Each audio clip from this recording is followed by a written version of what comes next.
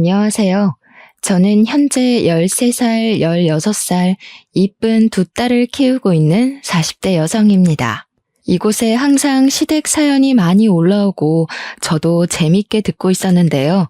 이렇게 사연을 보내게 된 이유는 바로 제 올케 때문이에요. 다들 며느리 괴롭히는 신우 이야기는 많이 올라오던데 저는 오히려 되바라진 올케 때문에 너무 힘들거든요. 사람이 호의를 베풀면 그게 권리인 줄 안다고 누가 그러던데 딱 그 말이 맞았습니다. 속으로 수십 번 신우짓 하지 않겠다고 다짐했고 또 참아냈지만 올케는 처음부터 자신의 권리를 우선시하며 저와 저희 엄마를 무시하기 일쑤였거든요. 어떤 사건들이 있었는지 천천히 말해드릴게요. 들으시고 여러분들의 의견도 한번 듣고 싶네요. 먼저 사연을 소개하기에 앞서 저희 엄마에 관한 이야기를 해볼까 해요. 저희 엄마는 정말 요새 드라마에서 나오는 모든 시집살이를 다 겪어내신 분입니다. 일단 할아버지 할머니를 모시고 살면서 1년 365일 하루도 빠짐없이 삼시세끼 밥을 다 차리셨습니다. 게다가 매일 동네 분들을 잔뜩 불러오시고 손님상을 내오라고 호통을 치셔서 식사 시간 중간중간에도 쉴 새 없이 손님상을 내오고 차리셨습니다. 엄마는 엄마의 친정에도 가지 못했어요. 친정 부모님 생신날은 물론 명절 때도 친정에 갈 수 없었고 친정에 갈 수 있는 날은 오로지 음력 1월 15일 정월 대보름에만 뿐이었답니다. 평소에 할머니가 기분이 좋지 않은 날에는 괜히 집안일 음식에 대한 타박은 기본이었고 엄마가 어디를 아예 나가지 못하게 했어요. 제가 어릴 때 어린 엄마들끼리 한 달에 한 번씩 마을 회관에 모여 맛있는 음식도 해먹고 간단히 술도 마시고 하는 부녀의 모임이 있었거든요. 제 친구들의 엄마는 다 그 자리에 참석했지만 저희 엄마는 할아버지 할머니의 불호령 때문에 한 번도 참석을 못 하셨습니다. 어디서 여자들끼리 모여서 밥을 먹고 술을 먹냐며 아주 천인공노할 짓거리 한다고 엄마는 절대 가지 말라고 하셨답니다. 한 번은 엄마가 감기에 심하게 걸리셨는데 할아버지 할머니의 시집살이로 쉬지 못하고 계속 일을 하시니 귀에서 진물이 나왔대요.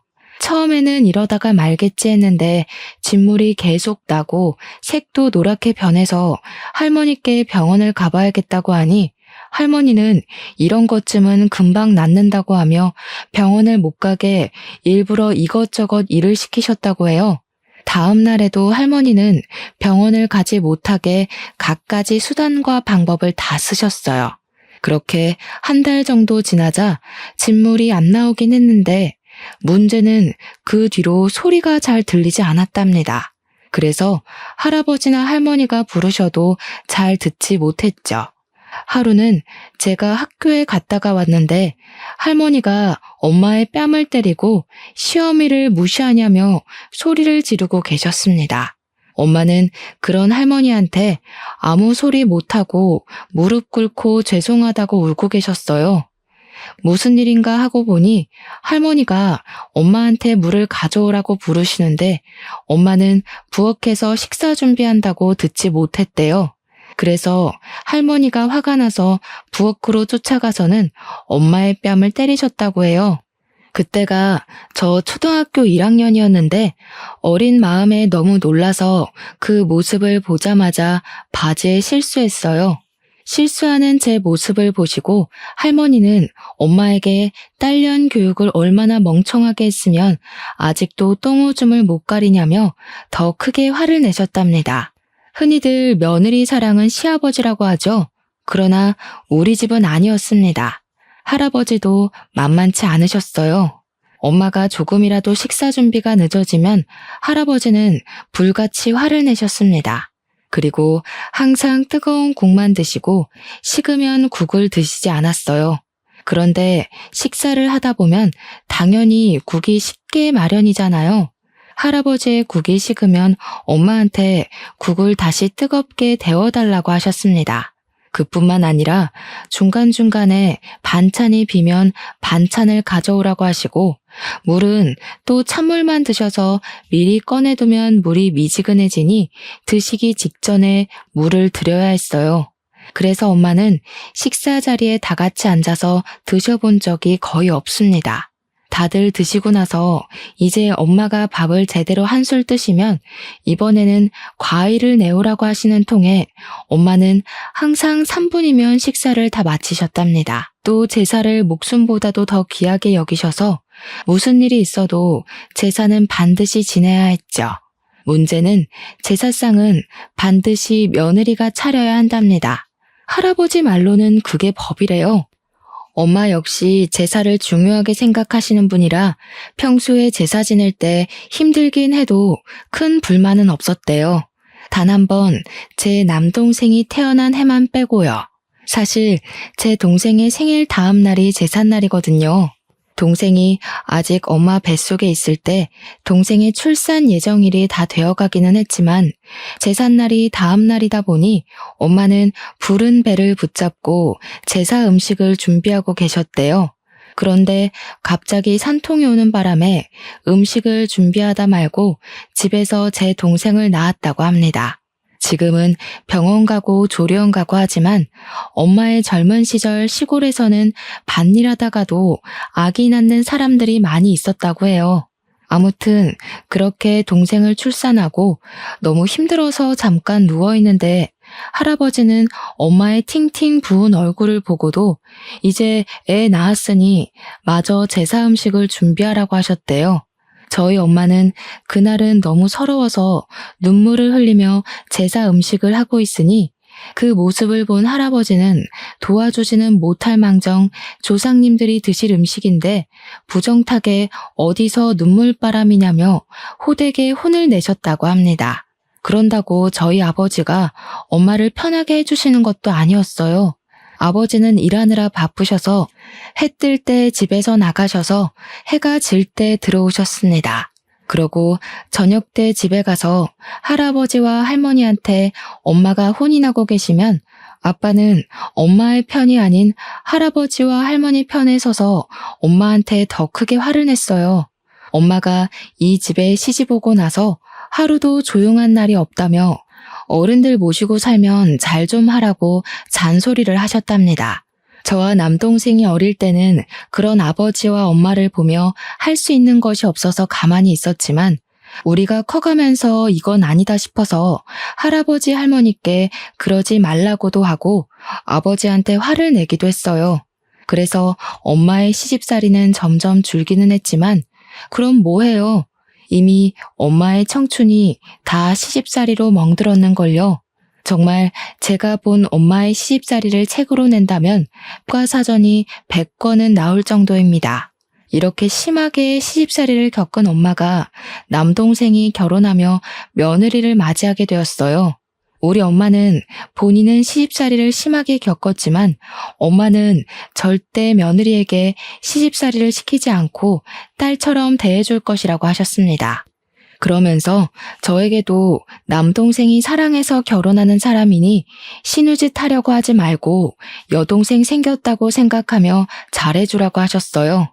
저 역시 올케도 이제 우리 식구인데 올케를 괴롭게 하거나 군기 잡을 생각조차도 하지 않았기에 엄마의 말씀에 동의하며 요새는 신우짓을 하거나 시어머니 노릇하려고 하면 큰일 난다고 했습니다.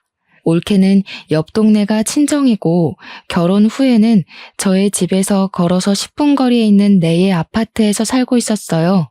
사실 올케가 잘 웃거나 하지 않고 말도 거의 하지 않는 성격이라 첫인상은 별로였지만 회사에 다니면서 바쁠 텐데도 엄마한테 전화도 자주 하고 일주일에 한 번씩 남동생과 함께 엄마한테 가기도 하고 하더라고요. 솔직히 친정집이 우리 집에서 20분 거리이지만 딸인 저도 2주일에 한 번씩 가는데 며느리가 딸인 저보다 더 자주 가서 엄마의 말벗이 되어주니 참 고마웠어요. 올케가 무뚝뚝하고 차갑게 보여도 엄마를 잘 챙기는 것 같아서 정말 보기 좋았습니다. 저는 그런 올케를 정말 여동생처럼 생각해서 가끔 시간이 맞으면 전화해서 동네에서 맥주도 먹고 싶었지만 올케로서는 이조차 신우짓이라고 생각할까봐 전화번호는 알아도 연락은 한 번도 하지 않았어요. 엄마 집에서도 음식은커녕 설거지조차 한 번도 시키지 않았고 올케가 설거지하려고 하면 제가 잽싸게 가서 못하게 했습니다. 저와 엄마는 올케에게 스테이크도 친정이라고 생각하라고 하며 맛있는 음식을 먹고 쉬고만 갈 수 있게 했어요. 남동생이 결혼한 지 한 달이 지난 어느 날 올케가 임신했습니다. 올케는 입덧도 심하고 몸이 너무 힘들다며 다니던 회사를 관뒀어요. 솔직히 올케네 회사가 야근도 거의 없고 월급도 많이 주고 아빠들에게도 육아휴직을 줄 정도로 복지가 정말 좋은 곳을 알고 있었는데 퇴사를 한다니 조금 아깝더라고요. 하지만 저 역시 두 아이 임신했을 때 정말 우울하고 너무 힘들었기에 올케의 그런 선택을 지지했답니다. 올케는 그 뒤로는 힘들고 입덧한다는 이유로 집에만 있었어요. 가끔 우리 엄마가 반찬을 많이 하셔서 올케한테 잠깐 올 수 있냐고 해도 올케는 힘들다는 이유로 가지 않았습니다.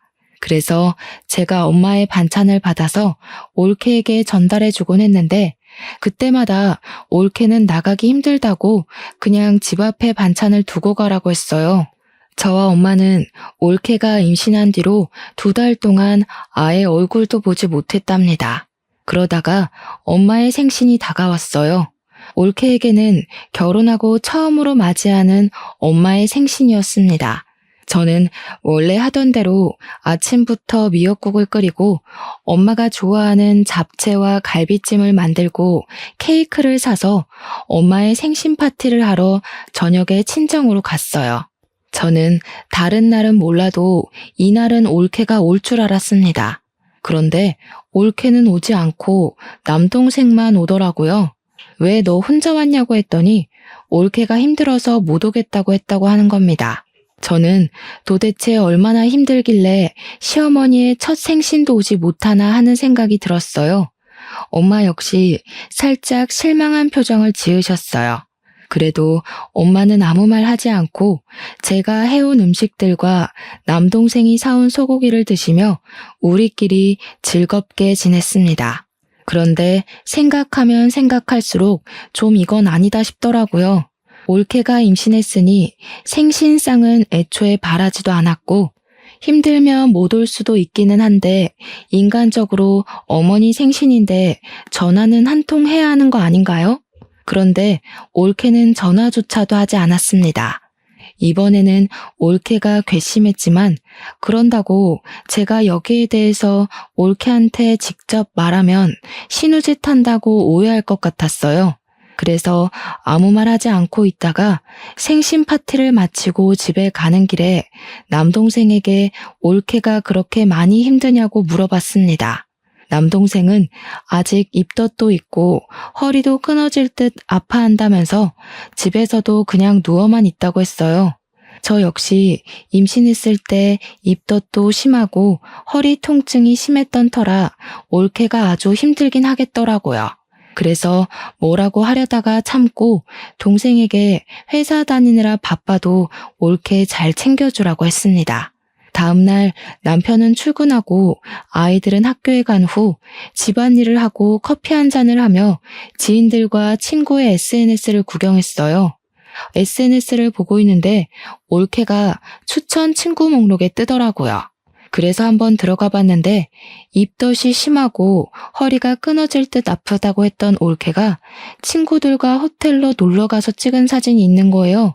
심지어 이 사진을 올린 시간을 보니 바로 어제 우리가 엄마의 생신 파티를 할 때 사진을 올렸습니다.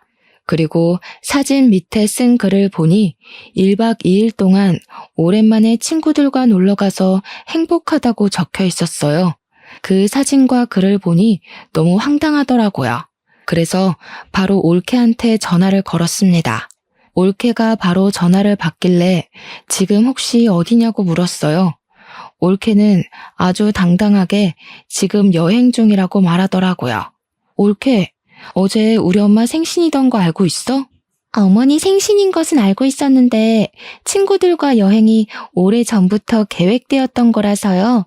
그래서 여행 왔는데 무슨 문제 있나요? 동생은 올케가 입덧도 심하고 허리도 아파서 누워만 있다고 했는데 이렇게 여행 간 사진 보니까 그다지 기분이 좋지는 않네. 여행은 오래전에 친구들과 계획했으니까 그렇다 치고 엄마한테 전화라도 한 통 하지 그랬어. 설마 형님 제가 며느리라고 시어머니 생신상 차리라고 시키시려던 건 아니죠?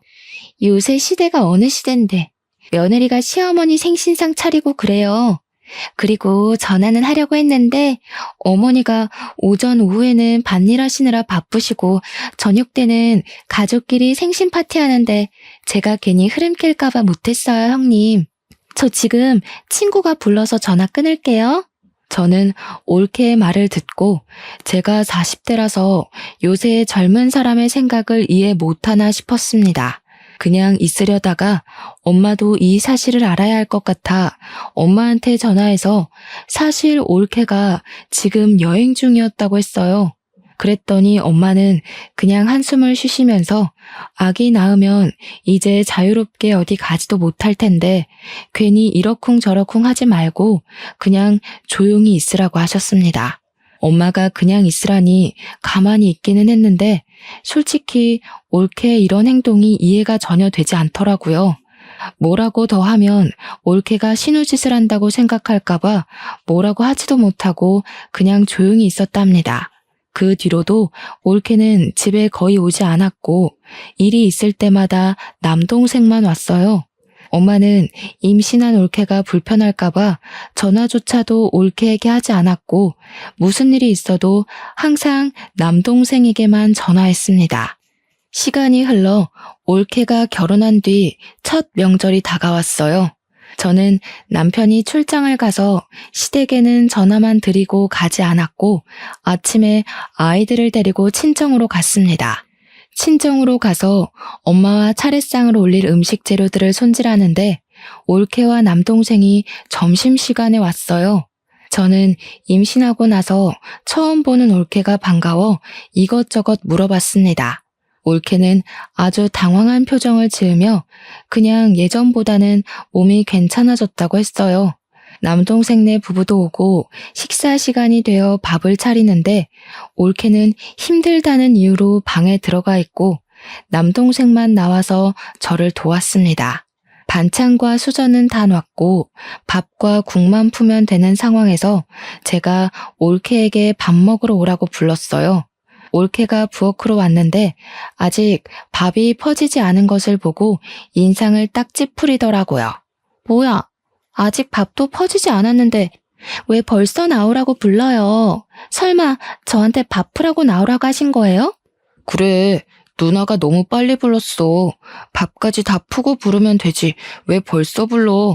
이제 밥을 푸니까 지금 부른 거지. 그리고 이렇게까지 짜증을 낼 일이야? 그래봤자 고작 1분, 2분 차이인데 꼭 엄마도 그렇고 누나도 그렇고 밥을 다 푸고 나서 부르면 되지. 꼭 이렇게 빨리 부른다니까. 지은아, 내가 미안해. 다음에는 밥 다 푸고 부를게. 일단 자리에 앉아. 저는 올케를 보니 정말 황당하더라고요. 이런 올케의 행동도 어이없는데 더 어이없는 건 제 동생이었습니다. 제 동생은 원래 가정적인 아이가 아니었거든요. 결혼 전 할아버지와 할머니가 남자는 주방에 얼씬도 하면 안 된다고 하시는 통에 남동생은 집에서 숟가락조차도 놓지 않았습니다. 상에 반찬 올리는 것도 밥을 푸는 것도 한 적이 없었어요. 그런 동생이 자기 와이프한테는 아무 말도 하지 않고 그저 하자는 대로만 하고 있었습니다. 밥을 먹는데도 올케가 어이없는 이유로 짜증을 내면 다 받아주고 쩔쩔매는 모습을 보니까 누나로서 정말 꼴보기가 싫더라고요. 밥을 다 먹고 나서도 올케는 힘들다는 이유로 자신이 먹은 그릇조차 치우지 않고 그냥 방에 들어가 버렸습니다. 그 덕에 당연히 저 혼자 설거지를 했네요. 엄마는 이런 막대 먹은 올케에게 과일을 깎아서 방에 가져다 주시고 물도 가져다 주셨습니다. 저는 그런 올케가 얄밉기도 하고 화가 나서 방에 들어가서 뭐라고 하려고 했지만 엄마는 임신 8개월이나 돼서 힘들 텐데 괜히 그러지 말라고 하시며 그냥 푹 쉬게 내버려 두라고 하셨어요. 시어머니인 엄마가 그러자는데 제가 뭐라고 할 수는 없어서 그냥 알겠다고는 했는데 올케는 그날 명절 모든 준비가 마쳐질 때까지 방에서 한 걸음도 나오지 않더라고요. 다음 날이 되었어요. 친척들이 우리 집에 아침 일찍 오시고 차례상을 차리는데 솔직히 설거지나 상 차리는 일은 하지 않더라도 결혼 후 첫 명절인데 친척들한테 인사는 해야 하지 않나요? 친척들이 오셨는데도 올케는 방에서 나오지 않았습니다. 일부러 제가 올케를 크게 불렀는데 남동생은 잠자리가 바뀌어서 어제 잠을 한숨도 자지 못했다며 그냥 쉬게 두라고 하는 거 있죠. 전 그래도 동생의 말을 무시하고 계속 친척들 왔다고 하며 올케를 불렀습니다. 올케는 잠옷을 입고 머리는 부스스해서 나오더라고요. 저는 올케에게 아무리 힘들어도 친척 어른들 오셨으니 인사는 하라고 했더니 마지못해 고개만 까딱하고 다시 들어가려는 겁니다. 참다 못한 제가 임신해서 아무리 힘들어도 시어른들 오셨으니 와서 같이 있으라고 하며 한 소리 했습니다. 저는 친정에서 차례상을 한 번도 차려본 적이 없어요. 그리고 솔직히 말해서 이 차례상이 형님네 조상들을 위한 것이지 제 조상을 위한 것은 아니잖아요. 저는 얼굴 한번 못 본 조상들인데 제가 이 조상들을 위해 상을 차려야 하나요? 며느리라는 이유로요? 그래, 올케 말이 다 맞기는 하는데 내가 언제 너한테 차례상 차리라고 했어? 조상님들은 올케가 얼굴도 못 봤으니 그렇다 치고 지금 여기 오신 친척 어른들께 인사를 할 수 있는 거잖아. 아니야? 누나, 지금 신우짓 하고 있는 거 알아? 솔직히 지은이 말이 다 맞지, 안 그래? 지은이는 솔직히 이 집 핏줄도 아닌데 며느리라는 이유로 굳이 상 차릴 필요 없지. 꼰대같이 왜 그래? 뭐? 꼰대? 지금 나만 이 상황이 이해되지 않는 거니? 솔직히 내가 네 와이프한테 설거지를 시켰니? 음식을 장만하라고 했니? 네 와이프 말대로 내 조상이니까 내가 음식 장만 다 했고 상도 내가 다 차린다고. 그런데 결혼 후 첫 명절이고 친척들은 결혼식 이후 처음 뵙는 자리인데 방에서 나와보지도 않고 저러고 있는 게 말이 돼? 어휴, 희진아, 그만해라. 지은이도 임신하고 했는데 힘들겠지 뭐. 그냥 지은이는 들어가서 쉬고 우리끼리 하자꾸나. 올케는 그냥 방에 들어가 버리고 아버지와 엄마는 친척들에게 지금 임신해서 너무 힘들어서 그러니 이해해달라고 했습니다. 친척들은 부모님께 며느리가 아주 사람 잡겠다며 농담식으로 이야기하시는데 정말 기분이 좋지 않더라고요. 차례가 끝날 때까지 올케는 방에서 아예 나오지 않았고 차례가 끝나자마자 기다렸다는 듯 남동생과 자기 친정으로 휙 가버렸습니다. 그렇게 어이없는 명절이 끝나버렸답니다. 명절이 지나고 한 달 정도나 흘렀으려나요? 올케의 친정엄마가 돌아가셨다는 연락을 받았습니다. 사실 올케의 아버지는 이혼해서 연락되지 않고 엄마와 둘이서만 살았는데 그런 엄마가 돌아가셨으니 얼마나 힘들겠어요. 그래서 저는 소식을 듣자마자 바로 장례식장에 갔습니다. 올케는 지금 임신 9개월 차라서 배가 많이 불러있는 상황이었어요. 걷기도 힘든지 걸을 때마다 뒤뚱거리며 통곡을 하는데 정말 너무 안타깝더라고요. 그런 올케를 보면 눈물이 자꾸 나서 장례식장에서 친언니처럼 하나하나 챙겨주고 도와주었습니다. 우리 엄마도 엄마와 둘이서만 살아서 각별할 텐데 돌아가셨으니 얼마나 힘들겠냐고 하시며 장례식장에서 손님 맞이도 직접 하시고 올케와 같이 3일 밤을 지새웠어요. 그렇게 무사히 사돈 어르신의 장례식을 마쳤습니다. 장례식을 마치고 일주일 정도가 지났어요. 저는 장례식 후에 올케한테 고맙다는 전화가 올 줄 알았습니다. 그런데 전화가 한 통도 없더라고요. 저는 그렇다 치고 엄마는 3일 동안 같이 장례식장에서 밤을 지새웠는데 엄마한테조차 아무 연락이 없었대요. 솔직히 서운하긴 했지만 지금 출산을 앞두고 있기도 하고 엄마를 잃은 슬픔이 커서 그런가 보다고 이해하려고 했습니다. 그리고 2주일 정도 후에 조카가 태어났어요. 엄마는 올케의 조련 태소날에 올케를 위해 밑반찬과 미역국, 산모들에게 좋은 한약을 준비해 주셨습니다. 제가 요새는 반찬도 잘 나와서 시켜 먹어도 된다고 했지만 그래도 친정엄마도 돌아가셔서 챙겨줄 사람도 없는데 우리가 챙겨야 한다며 허리가 아프신데도 굳이 음식을 잔뜩 만드시더라고요. 엄마는 밭일 때문에 가지 못하니 저한테 음식들을 올케에게 갖다 주고 시간 되면 올케가 좀 쉴 수 있게 아기도 보고 오라고 했습니다. 솔직히 이전의 올케 행동을 생각하면 하기가 싫었지만 제가 첫째 아이를 낳고 난 직후를 생각해 보니 올케가 지금 얼마나 힘들까 하는 생각이 들었어요. 사실 저는 출산 직후 너무 힘들었거든요. 잠도 못 자고 밥도 제대로 못 먹고 밖에 나가지도 못하니 정말 사람이 이래서 정신을 놓고 미치는구나 하는 생각이 들 정도였습니다. 아기 분유 주다가 울고 자다가 울고 그냥 온종일 눈물만 흘렸는데 그때 그래도 엄마가 도와주셔서 잘 극복했던 것 같아요. 그런데 올케는 그렇게 도움을 주실 엄마도 없으니 얼마나 힘들까 하는 생각에 올케가 미운 마음은 일단 접어두고 엄마에게 반찬과 한약을 받아서 올케 집으로 갔습니다. 집에 가서 배를 누르려다가 조카가 잘 수도 있을 것 같아서 조심스럽게 문을 두드렸어요. 한 번, 두 번 두드리는데 나오지 않더라고요. 세 번째 두드릴 때 올케가 나왔는데 제가 문을 두드리는 바람에 조카가 잠에서 깼다고 짜증을 엄청 냈습니다. 물론 아기가 이제 막 잠들었는데 깨면 짜증이 나기는 하지만 아무리 그래도 그렇지 이렇게까지 화를 내나 싶었어요.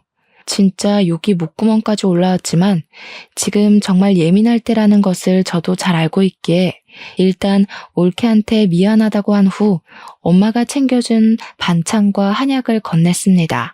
올케는 밥도 잘 먹지 못하는데 웬 반찬이고 한약이냐며 저한테 신경질적으로 말했어요.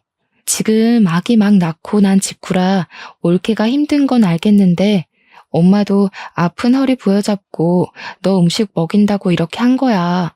네가 엄마의 성의를 이렇게 무시하는 건 정말 아닌 것 같은데? 아유, 이 된장 냄새. 개도 안 먹겠다. 우리 집 깨끗한데 더러운 냄새 퍼지잖아요. 그러게 왜 쓸데없는 짓을 해서 사람 스트레스 받게 해요? 그냥 다 갖다 버리든가 해야지. 야, 너 진짜 너무한 거 아니니? 우리 엄마는 너를 진짜 딸처럼 생각했어. 정말 설거지, 음식 한 번 시킨 적도 없고 바란 적도 없었어. 이 음식들도 난 반찬 시켜 먹어도 되니 굳이 할 필요 없다고 했는데 엄마는 친정엄마도 돌아가셔서 챙겨줄 사람이 없으니 우리가 챙겨야 한다며 굳이 음식을 만드신 거야. 그런데 너는 지금 말하는 꼬락서니가 이게 뭐야? 진짜 보자 하니까 너무하네. 꼬락서니요?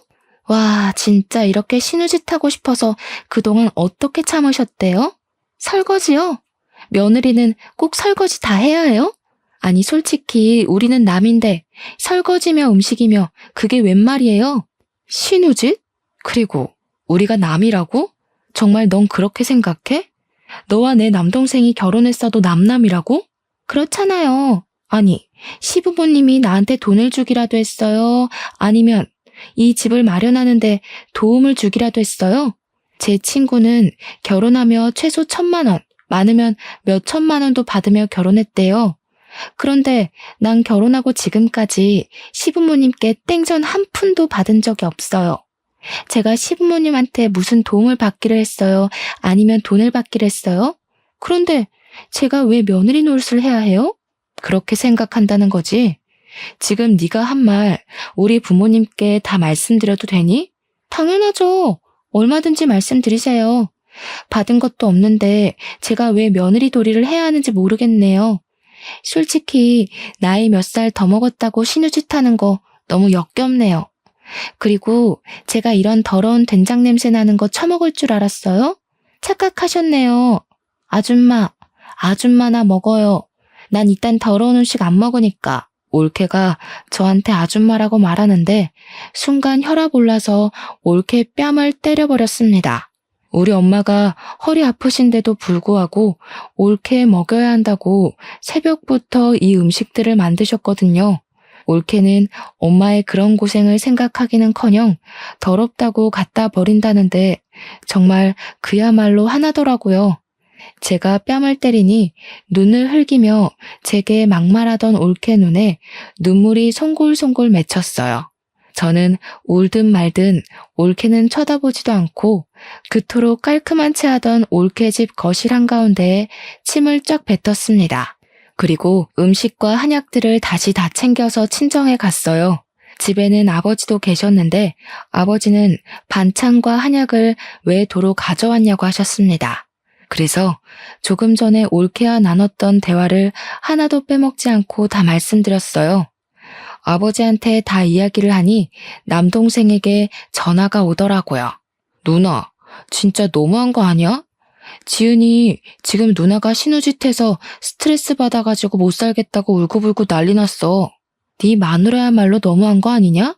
솔직히 우리 엄마가 네 마누라한테 며느리라고 뭐 하라고 한 적 있었어? 그리고 결혼할 때 우리가 집 장만 못 해준 것은 사실이지만 솔직히 마누라도 혼수 준비 안 했잖아. 지금 집 못 해주고 돈 못 줬다고 시위하는 거야? 솔직히 지은이 말이 맞잖아. 우리 힘으로 집 장만하고 돈을 받은 것도 없는데 지은이가 왜 아무것도 받지 않은 부모님과 누나의 눈치를 봐야 하는 건데? 저는 남동생에게 더 뭐라고 하려고 했는데 아버지가 남매끼리 이게 지금 뭐 하는 짓이냐며 화를 내셔서 일단 전화를 끊었습니다.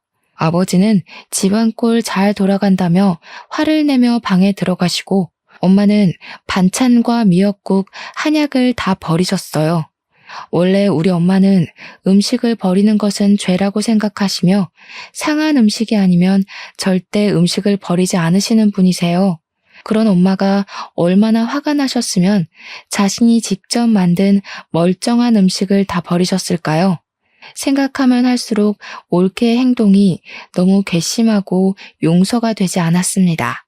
이런 일이 있고 나서 남동생과 올케는 나는 물론 부모님께도 연락 한 통도 없었어요.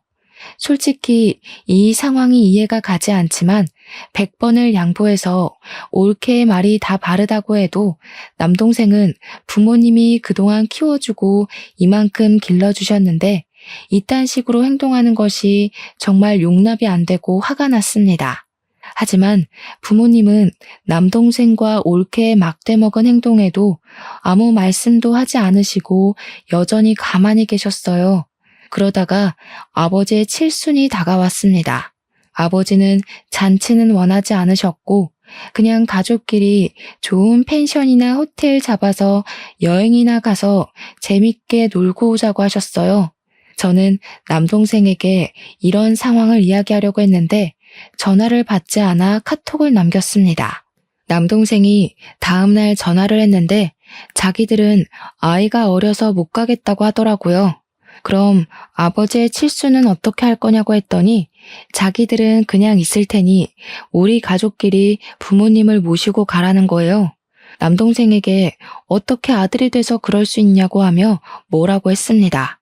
누나, 솔직히 우리 결혼하면서 내가 부모님께 돈을 받았던 것도 아닌데 이렇게 강제로 여행 가는 건 아니잖아. 그리고 요새 지은이도 아기 보느라 너무 힘들어. 잠도 못 자고 밥도 못 먹고 정말 눈만 뜬 시체같이 살고 있다고. 그니까 우리한테 여행 가라고 강요하지 마. 야, 네 마누라만 아기 낳았냐? 나도 낳았고 엄마도 낳았어. 다 그러면서 엄마 되는 거야. 오버 좀 하지 마. 그리고 결혼할 때 우리 집에서 돈도 못 주고 집도 못 마련해줬다는 이유로 부모님이 며느리한테 무시당하면서 살아야 하니? 솔직히 부모님이 네 마누라한테 집안일을 시켰니 막말을 했니? 그리고 피가 안 섞인 남남이라고 해도 지인이고 친구면 생일 축하해주는 건 당연한 거야. 알겠어? 그니까 너도 이번엔 헛소리 하지 말고 꼭 와라. 알겠냐? 저는 남동생에게 협박하듯이 반드시 이번엔 오라고 하고 끊어버렸습니다. 그래도 남동생은 자기는 못 가겠다고 하며 부모님께 잘 말해달라고 문자가 왔어요. 저는 너무 열이 받아서 엄마한테 전화로 다 이야기했습니다. 엄마는 아버지가 이번 여행 때 중요한 이야기를 할 것이라며 반드시 전원 다 참석하라고 하셨다고 했어요. 무슨 중요한 말씀이냐고 했더니 이번에 아버지가 할아버지께 물려받은 땅을 팔고 2억을 받았다고 하더라고요.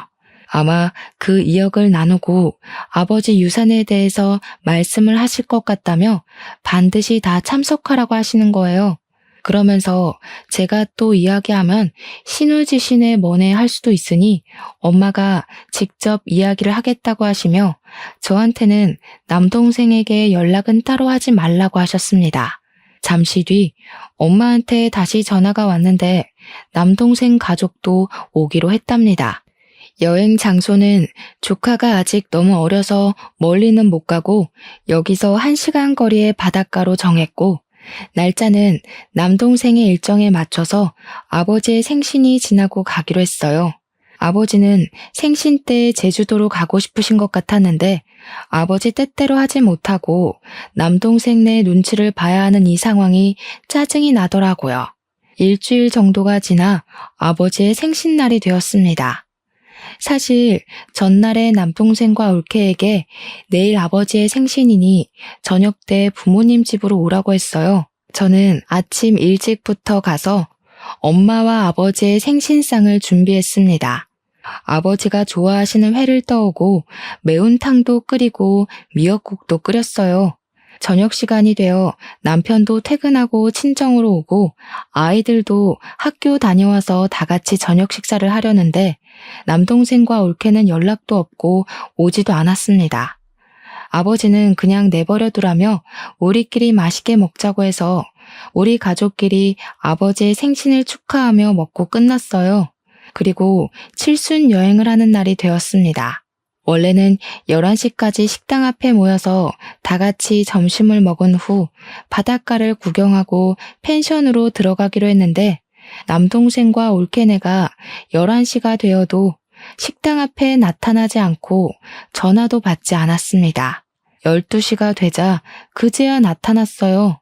왜 이렇게 늦었냐고 물어보니 늦잠을 잤다고 하더라고요.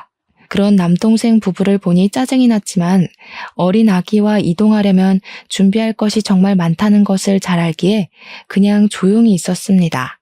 밥을 먹고 바닷가를 구경하는데 정말 올케는 인상을 팍 쓰며 구시렁거리기만 했어요. 정말 중3인 우리 큰딸보다 더 많이 불평불만을 하더라고요. 솔직히 자기네들 일정에 맞춰서 날짜도 잡고 장소도 잡았는데 고마움은커녕 짜증만 내니 저도 슬슬 화가 났습니다. 뭐라고 하려고 했지만 아버지가 그냥 조용히 있으라고 하셔서 가만히 있었네요. 장을 보고 펜션에 들어가 고기를 구워 먹는데 남동생네 부부는 아무것도 하지 않고 방에 들어가서 쉬고 있었습니다. 솔직히 올케는 어린 아기를 봐야 하니 어쩔 수 없다 치지만 남동생은 나와서 같이 준비를 할 수도 있는 거잖아요. 그리고 올케도 부모님이 오랜만에 손주 보는데 부모님 옆에서 아기 얼굴도 보여드릴 수 있는 거 아닌가요? 부모님은 손주 얼굴 보고 싶으신데 올케가 방문을 닫고 들어가 버리니 보지도 못하고 그냥 거실에 앉아 계시는데 참 할 말은 많았지만 꾹 참고 가만히 있었습니다. 어쨌든 우리 부부는 고기를 열심히 구웠고 고기가 다 구워지니 그제야 남동생네 부부가 나와서 먹기만 하고 다시 들어갔어요. 원래는 다 같이 고기를 먹으며 술도 한잔하려고 했지만 남동생네 부부가 저런 식으로 나오니 술맛도 나지 않더라고요. 그래서 술은 먹지 않고 고기만 먹고 저와 남편 둘이서 먹은 것을 다 치웠습니다. 정리하고 쉬고 있는데 아버지가 할 말이 있다고 하며 남동생네 부부더러 나오라고 하셨어요. 이번에 내 앞으로 있던 땅을 처분해서 2억의 현금이 생겼다. 솔직히 이제 나는 앞으로 살 날이 얼마 남지 않았으니 이 돈을 너희에게 나눠주려고 한다. 일단 내 옆에서 평생을 고생했던 너희 엄마에게 1억을 주고 회사 일로 바쁜 와중에도 우리를 잘 챙겨준 우리 사위한테 5천만 원, 그리고 큰딸에게 5천만 원을 주려고 한다. 그럼 우리 부부는요? 우리 부부는 그 돈 안 줘요? 대단하신 네 아내분께서 우리는 핏줄 하나도 섞이지 않은 남이라고 하지 않았니? 내가 자선사업가도 아니고 남한테 왜 내 돈을 줘야 하지? 그리고 너희는 몰랐겠지만 내 앞으로 있는 땅이 좀 된다. 내가 죽으면 그 땅의 50%는 너희 엄마한테 줄 거고 남은 50%는 큰딸과 사위 것이다. 경진이네 부부에게는 내 유산 10원도 내줄 수 없으니 그리 알아라. 아버지, 너무하신 거 아니에요? 어떻게 이 집 아들한테 재산을 하나도 안 물려줄 수가 있어요? 그러다 돌아가시면 제가 아버지 제사 안 차려도 돼요? 며느님, 저는 우리 며느님께 제사밥 얻어먹을 생각 추호도 없습니다. 나와는 핏줄 하나도 섞이지 않은 며느님 제사상을 어찌 받는단 말입니까? 그러니 저한테 유산을 받으려는 생각 꿈에도 하지 마세요. 아시겠습니까? 아버지는 그동안 아무 관심이 없는 척하면서 남동생네가 어떤 식으로 행동하는지를 하나하나 다 보고 계셨습니다. 남동생이 무슨 말을 해도 아버지와 엄마는 남에게 재산을 하나도 물려줄 수 없다고 하니 올케는 엄마와 나에게 무릎을 꿇고 눈물을 흘리며 그동안 너무 죄송했다고 하더라고요. 며느님, 뭐가 죄송해요? 핏줄도 하나도 안 섞인 며느님에게 생일상이며 제사상을 바라는 우리가 못된 것이죠. 어서 일어나세요. 남인데 이렇게 무릎을 꿇으시면 어떡합니까? 이렇게 무릎을 꿇어도 우리는 며느님네 부부한테 드릴 것이 없으니 일어나세요. 그리고 이제는 남이니까 집에 안 오셔도 됩니다. 온다 해도 나와 바깥 양반 모두 며느님께 드릴 것이 하나도 없어요. 저 한 번 말하면 끝까지 지키는 사람이니 며느님이 앞으로 무슨 짓을 해도 절대 뭐 하나 주지 않을 것입니다. 아시겠어요? 올케, 우리가 해준 것이 없으니 며느리 돌이 바라지도 말라고 했지? 너 역시 며느리 돌이 하나도 한 적 없으니 우리 부모님 유산이고 뭐고 아무것도 바라지 마. 경진이 너도 마찬가지야. 이제 경진이 네가 손가락을 빨고 살든 죽든 말든 신경을 안 쓸 테니까 너희 둘이서 잘 살아봐. 올케는 피 하나도 안 섞인 남이니까 그렇다 치고 경진이 너는 정말 이번에 엄청 실망했다. 여자한테 홀라당 넘어가서 지 부모도 모르는 그런 동생 난 필요 없어. 누나 동생의 연도 다 끊자. 알겠니? 나와 아버지는 물론이고 엄마마저 단호한 얼굴로 올케한테 한 푼도 줄 수 없다고 하자 올케는 손까지 싹싹 빌며 그동안 정말 죄송했다고 했습니다. 남동생과 올케가 하도 울고불고 난리를 쳐서 아버지와 엄마 그리고 우리 가족은 펜션에서 나와 그냥 부모님 집으로 가버렸어요. 부모님 집에서 그동안 남동생과 올케가 했던 무례한 행동들을 안주 삼아 우리끼리 술 한잔을 했습니다. 그때 마신 술은 제가 살면서 마셨던 술 중에서 가장 시원하고 달콤했네요. 그 뒤로 남동생 부부가 한 번 왔는데 우리 부모님이 극진히 존댓말을 쓰며 남 취급을 했습니다. 올케가 설거지라도 하려고 하면 절대로 하지 못하게 저와 엄마가 막아섰어요. 너무 불편했는지 그 뒤로는 오지도 않길래 남동생이 알아서 잘 살겠거니 했습니다. 하루는 큰딸이 학교 마치고 집에 오다가 우연히 삼촌이 공사판에서 일하는 것을 봤다고 했어요. 여기저기 알아보니 남동생이 다니던 회사가 부도나서 월급을 못 받고 있다고 하더라고요. 그리고 며칠 뒤 남동생과 올케가 싸구려 과일 세트를 들고 우리 집에 와서는 다짜고짜 무릎 꿇고 죄송하다고 하면서 아버지한테 받은 돈 5천만 원을 좀 빌려달라고 했습니다. 순간 예전에 올케 집에 반찬을 들고 갔을 때 올케가 제게 했던 행동이 떠오르더라고요. 아줌마, 무릎 꿇고 이러면 저희가 돈을 줄 거라고 생각해요? 저희 어차피 남이잖아요. 저는 자선사업가가 아니라서 빌려줄 돈도 없는데? 아, 그리고 그때 저한테 뭐라고 하셨어요? 걔도 안 먹을 음식 가져와서 스트레스 주냐고 말했었죠? 저도 지금 아줌마가 걔도 못 먹을 쓰레기 과일 가져와서 너무 스트레스 받네요. 어쩜 이렇게 싸구려만 골랐대? 음식물 쓰레기통에 다 버려야겠다. 당장 우리 집에서 나가요. 안 나가면 신고할 거예요. 그래도 무릎을 꿇고 일어나지 않고 울고불고 난리길래 경찰을 불러서 쫓아내버렸습니다. 그 뒤로는 연락이 끊겼고 부모님도 그런 자식 필요 없다며 연락 안 하고 살아서 어떻게 살고 있는지 모르겠어요. 저의 사연은 여기까지입니다. 흔히 하는 말로 가만히 있으면 가만히로 본다고 하죠. 저와 엄마는 올케를 여동생, 친딸로 생각하고 제 상식으로는 이해하기 어려운 행동을 해도 그냥 가만히 있었는데 그 결과 올케는 지나치게 선을 넘었고 지금은 가족의 영까지 끊어져 버렸네요. 솔직히 올케가 그때 무릎 꿇고 죄송하다고는 했지만 그 인성이 과연 어디 갈까 싶어요.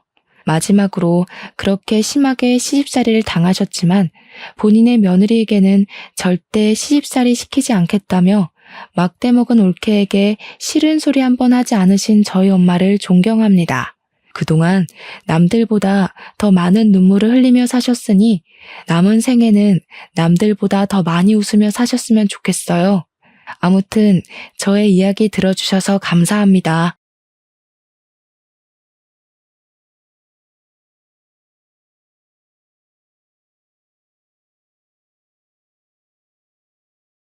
안녕하세요. 저는 하나뿐인 아들과 살아가고 있는 40대 중반의 여자입니다. 항상 사연들을 즐겨 들으며 웃기도 하고 마음이 아파 눈물 짓기도 하고 제 사연 같아서 멍하게 예전의 제 모습을 떠올리기도 한답니다. 저는 무리한 욕심을 부리지 않고 사는 걸 항상 마음에 새기고 있어요. 한때는 저와 가장 가까웠던 사람이 욕심으로 인해 어떻게 변해가고 망가졌는지 두 눈으로 똑똑히 보았기 때문이죠. 저와 비슷한 상황에 계신 분들이 있다면 도움이 되었으면 하는 마음으로 친한 친구에게도 말하지 못했던 제 사연을 용기 내어 한번 털어놓아 볼게요. 저는 대학 시절에 만난 동갑내기 친구와 10년이라는 긴 연애를 했답니다. 20대 중반 철없을 때의 모습부터 서로 다 지켜보고 서로에 대해서는 많은 부분을 안다고 생각했었죠. 남자친구도 저에게 참 헌신적으로 잘해주었고 이만한 성품과 다정함을 가진 남자는 드물 거라고 늘 생각해왔답니다. 우리 둘 다에게 첫 연애여서 서툰 구석도 참 많았지만 남자친구가 저를 배려하는 모습이 눈에 보였기 때문에 그토록 긴 시간을 연애하며 그 사람만 바라볼 수 있었겠죠. 대학을 졸업하고 제가 먼저 그래도 이름을 알아주는 기업에 취직을 하게 되었고 남자친구는 1년 늦게 취직을 하게 되었어요. 사실 저보다 연봉이 더 낮고 회사 생활도 만족스럽지 않았던지 그만두고 싶다는 말을 자주 하더라고요. 그러다가 회계사 시험 보고 싶다고 조심스럽게 말을 꺼내더라고요. 워낙 어려운 시험이라 준비하는 것만 해도 3, 4년은 잡아야 하고 한 번에 붙는다는 보장도 없으니까 제가 원하면 헤어져도 할 말 없다고 말이죠. 저도 곧 30이 되니까 불안한 마음이 있었지만 남자친구를 믿어보기로 하고 내가 열심히 뒷바라지 해줄 테니 한번 해보라고 허락해줬네요. 그렇게 남자친구는 6년이나 수험생으로 지냈고 저는 직장을 다니며 일주일에 한 번 보는 데이트 비용이며 소소한 선물들에 매달 용돈까지 내주었어요. 매주 엄마가 남자친구를 위해 반찬도 만들어줘서 날라다 주기 바빴고요. 말이 6년이지 남자친구가 시험에 떨어질 때마다 너무 힘들었답니다. 공부에만 전념해야 하는데 나 때문에 집중을 덜해서 자꾸 떨어지는 게 아닐까 하는 생각이 들 때도 있었고 저도 나이가 점점 들어가는데 이렇게 남자친구만 믿고 있어도 되는지 고민도 많이 했었죠. 하지만 남자친구가 더 힘들 걸 알기에 묵묵히 기다려줄 수밖에 없었고 결국 합격을 했을 때 정말 기뻤답니다. 남자친구는 다 제 덕이라면서 이제 취직하면 바로 결혼을 하자고 말하더라고요. 남자친구 부모님도 자주 배웠었는데 제 공이 크다면서 이제 고생 끝이니 결혼해서 행복하라고 덕담을 해주시며 흔쾌히 허락해 주셨죠. 그렇게 일사천리로 양가 부모님의 축복을 받으며 결혼을 했답니다. 신혼 1년 동안은 제 인생에서 가장 행복한 시절이었어요. 남편도 회계사 사무실에 빠르게 취직이 되어 열심히 일을 배우며 기반을 닦았고 예전 회사에 다닐 때보다 월급도 많이 올라 안정적인 생활을 할 수 있었답니다. 남편은 일이 많은지 야근을 하는 날이 늘어났고 저도 출근하느라 힘들었지만 남편을 위해 아침도 꼭 따뜻한 밥과 국을 새로 해서 차려주려고 노력했죠. 남편의 건강을 위해서 저녁에도 퇴근하자마자 장 보고 요리해서 무조건 고기가 들어간 팔접 반상은 늘 준비했어요. 저는 30대 중반의 나이여서 임신이 어려울까봐 걱정을 했었는데 정말 감사하게도 금방 아이를 갖게 되었네요. 시부모님은 제가 복덩이라면서 저를 많이 예뻐해 주셨죠. 몸이 점점 무거워져 오고 남편이 그동안 고생했으니 이제부터 일을 그만두고 편하게 지내라고 말을 해주더라고요. 그렇게 저는 전업주부로 지내게 되었고 태교도 열심히 하면서 행복한 날들만 계속될 줄 알았답니다. 남편이 밤늦게 오는 날이 더욱 잦아지면서 저는 하루 종일 혼자 집에만 있으니 점점 외로워지더라고요. 호르몬 때문인지 감정도 들쑥날쑥한데 집에 돌아온 남편이 반가워서 옆에서 몇 마디 하면 피곤하다고 막 짜증을 내고 자버리는 날이 많아졌죠. 남편이 새로운 회사에 적응하기도 힘들고 일도 힘드니 그럴 수 있겠다고 머리로는 이해를 하지만 너무 서러워서 혼자 화장실에 들어가 몰래 울곤 했답니다. 제가 이해하려고 해도 정도는 점점 심해져서 새벽에 들어오는 날도 생기기 시작했죠. 일을 새벽까지 하는 게 말이 돼? 진짜 사무실에 있다가 오는 거 맞아?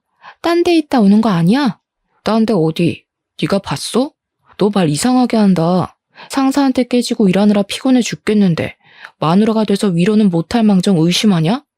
솔직히 새벽 4시까지 일하다 왔다는 게 이상하잖아. 그리고 요즘 나한테 너무 소홀한 거 알아?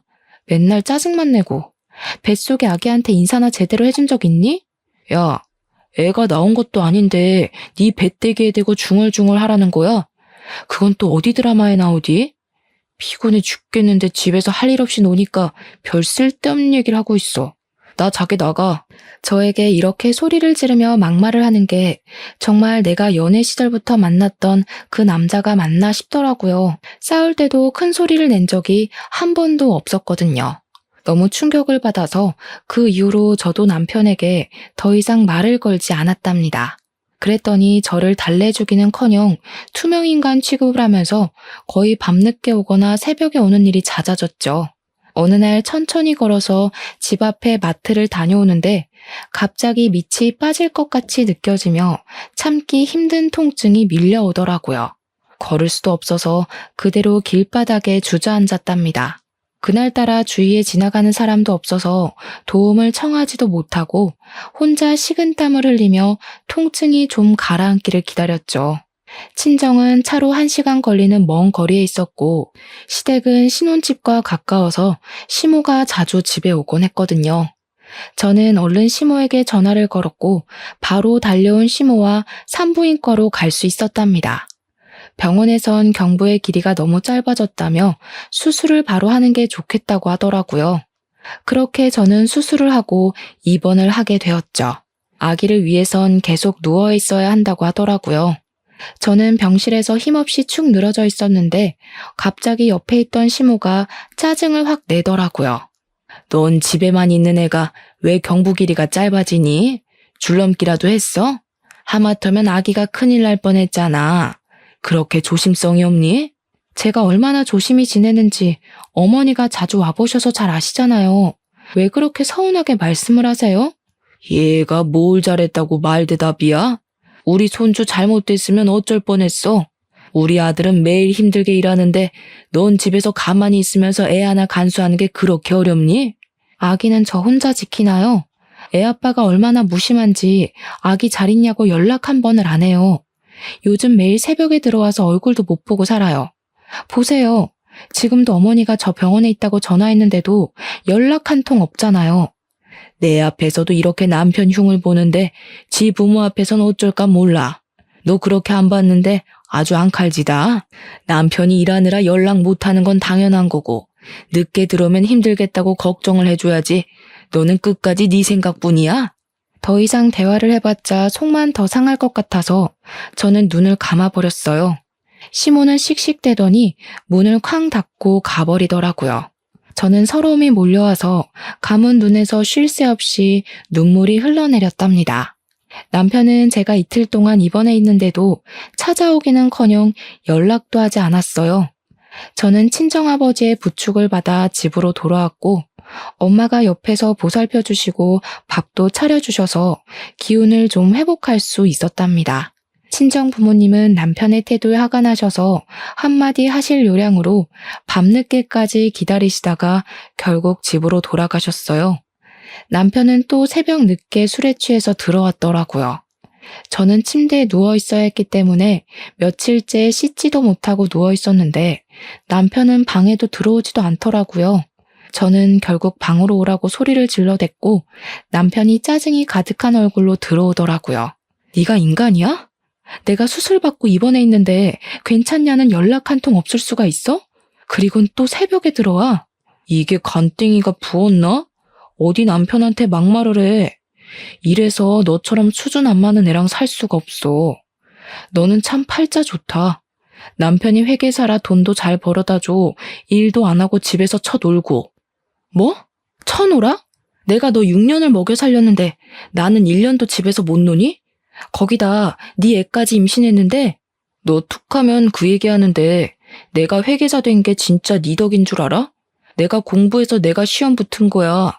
네가 시험 대신 봐줬냐?